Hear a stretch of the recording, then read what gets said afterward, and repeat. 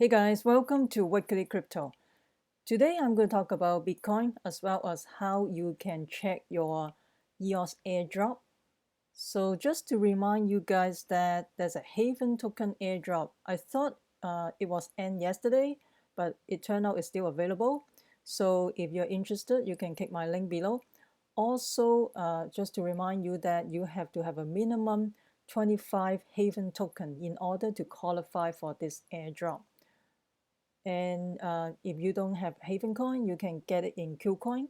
And if you don't have an account in QCoin, you can open an account using my link. So this will also help out my channel as well. Also, MainFrame Token Airdrop, they're going to have a Freedom Token airdrop for free. And this will be, you have to register by July 3rd. So this is in celebration for 4th of July. Also, you have a content box airdrop as well. So this is basically a decentralized digital content ecosystem. You can join the airdrop. And before we get into that, make sure you subscribe to my channel so you don't miss out the upcoming airdrop, hard fork, and ICO. So let's get into it. So this is the graph from horrific Bitcoin crash. So this is more in a visualized version of the Bitcoin crashes. This is from January 12th. So this one is from January 12 to January 27 in the year of 2012. So this is a 16 days correction. So from $7 around $7 around 7.38 to 3.80 is almost 49% correction. And the next one is from August 17 to August 19 in 2012. And this is almost a 57% correction. It's about 3 days corrections from 16 bucks to around 7.10. And from from March 6 to March 7, this is just 2 days correction. It's like 33% in 2013. It's from 49 bucks to 33. I mean, this is not much, you know, this is nothing, right? Compared to 50% or 49%. And from March 21st to March 23rd in 2013 is a 35% correction. So 76, around 76 bucks to 50 bucks. And from April 10 to April 12, 2013, so it's a 3 days correction from 259 to 45 bucks. So this is almost 83% correction. So so this is pretty substantial. Like, just imagine you have 250 bucks and then right now all the way down, just 3 days, it becomes 45 bucks. So this is pretty significant. And from November 19, oh, it's just 1 day in 2013, from 755 to 378. This is very dramatic as well. Like, you lose more than half of it, almost. Yeah, half of it. And 50% correction. It's just 1 day you lose 50%. And this one is even more dramatic. It's like 87% correction from around 163 to 152. Oh, this is like a total bear market is 411 days. So this is in 2015, November 30th to January 14 in from 2013 to 2015 is almost like over 1 year. Over 1 year a bear market. And this is a 80% correction. So it's over 1 year. So this is like a long 1 year winter crypto, basically. It's a bear market for the more than over 1 year. And from March 10, 2017 to March 25th, 2017, it's like a 34% correction. It's just 16 days. From 1350 to 891 is like 34%. And this is more recently, is last year. From May 25th to May 27 is just 3 days correction in 2017, 2,760 to 1,850. So it's only 33% correction. And from June 12 to June 16 in 2017, the correction is like 39%. and it's only 35. Well, this is like 35 days correction, so it's like around 2,900 to 1,830. So that was last year, around June 12 to July 16. So for September 2nd last year to September 15, 2017, it goes from 4,979 to 2,972. It's like 40% correction in 14 days. Is it this one is the China FUD? I think it's the China FUD last year. And here from November 8 to November 12 in 2017 is 30% correction. It's just 5 days.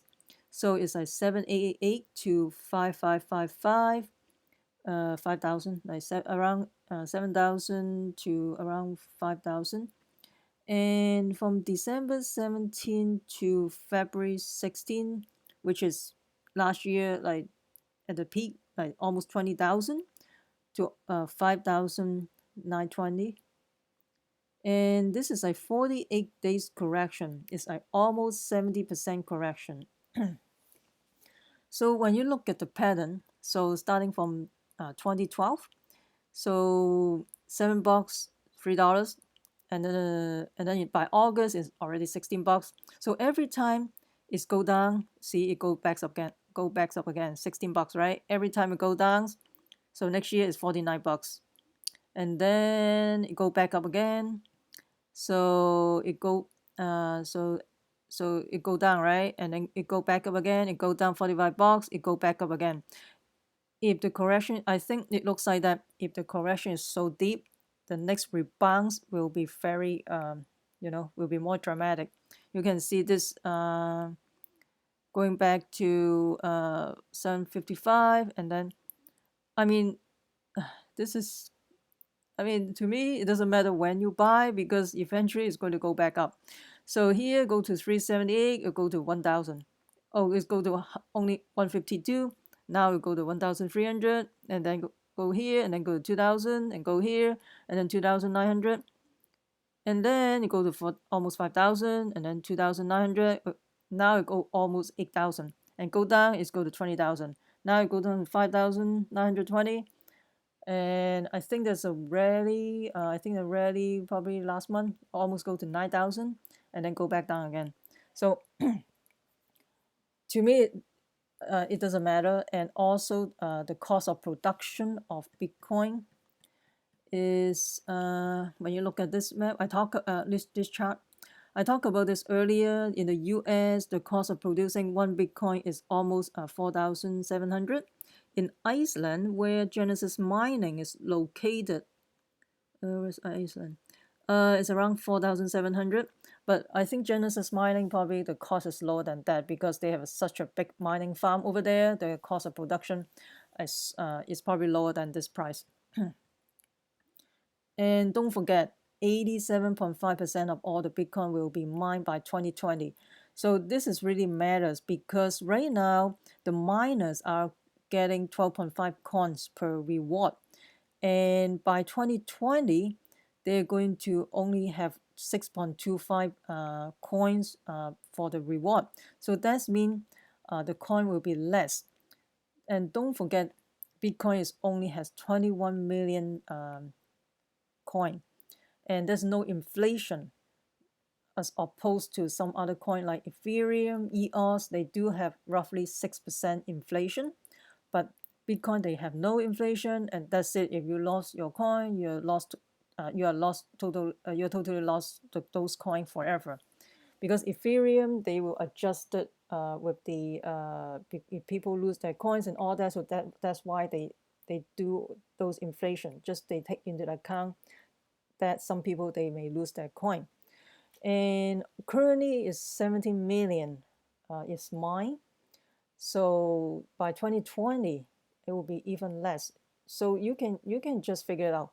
The demand will be going up because as more and more people know about Bitcoin, know more about cryptocurrency, and the first thing they know is Bitcoin, right? When you talk about cryptocurrency, the only the only thing they know probably Bitcoin, and maybe they know Ethereum, and then the rest of the altcoin they probably doesn't even know for newbies. So the demand is only to go up, right?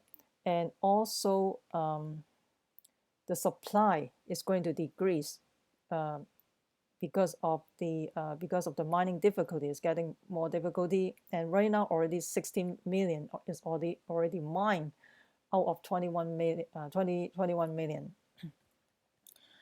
And also there's a Bitcoin obituary. Bitcoin has died more than 319 times. So just like this visualization chart. So you Bitcoin dying, right, and then go back up, die and go back up. So and then go all the way to 20,000, and we'll see how it goes. I mean, to me, you can look at all this chart. Every time you say lower and then go back up, go back up, go back up. So and let's get to okay. So let's get to how you can check your airdrop from EOS. So MEET.ONE, they post in Medium that they're showing you how to check your MEET.ONE token.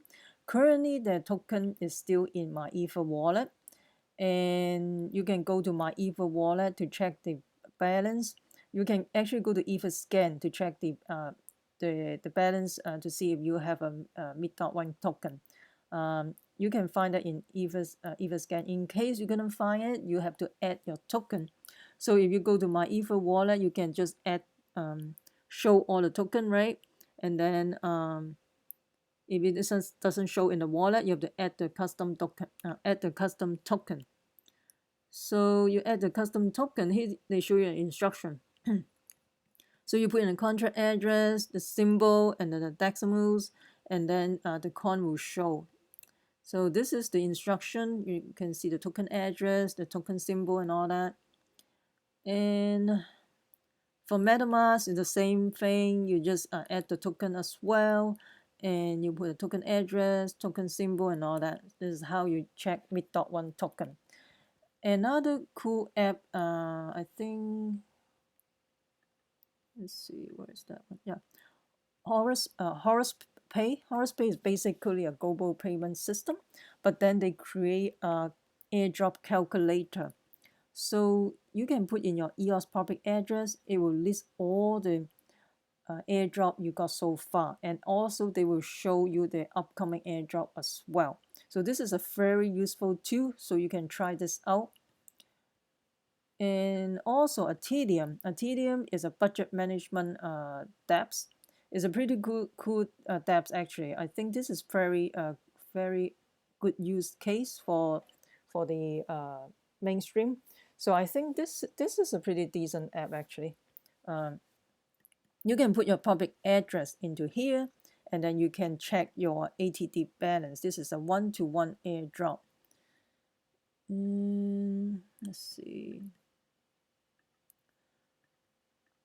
Also, let's go to check forget to say one thing. Facebook rumor is going to take over Coinbase.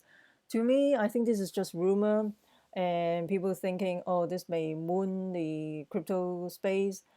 I don't think Facebook is going to take over Coinbase. I mean, there's a lot of implications and liability issues if they take over Coinbase. Just imagine if you have a link in Facebook saying that, oh, you can buy crypto and all that, and if they lost their money, they can sue the company too. So I don't think there's too much liability involved. So I don't think until the crypto has more mainstream adoptions, and I don't think this will happen. Probably I don't think it will happen for now. And to me, this Facebook rumor Coinbase takeover is more helping Facebook stock rather than helping the cryptocurrency. So this is a rumor basically want to help the Facebook, right? And don't forget, Facebook has privacy issues, and they have to go to the Congress hearing and all that, and their stock price was like tumble during those hearings. I think before the hearing, basically. And let's go to the block producer. Let's see. So Sibo, I think is it Sibos or something? I forgot. This anyway, EOS New York, EOS Wahoo, EOS Canon, EOS Authority, Cybergrass, EOS Gravity, EOS Liquid, EOS MEET.ONE. Or MEET.ONE is cool. So you know all this New York. I don't think Wahoo, I mean, for contribution to the community, I don't think Wahoo did contribution. Like EOS New York, EOS Canon, and I think this block producer also did some contribution to the community as well. And EOS Authority, absolutely. And Cybergrass did a lot as well. EOS Gravity also did a whole bunch of stuff for the community. EOS Liquid EOS did something as well. And EOS MEET.ONE is also did things to the community because they have a I think they have a wallet as well. Yeah, they have a wallet for supporting as well. I think it's in the Apple. You can download from the Apple Store, and I don't use Apple iPhone, so I can't test it out. So let me know if you guys want to test it out, and let me know too.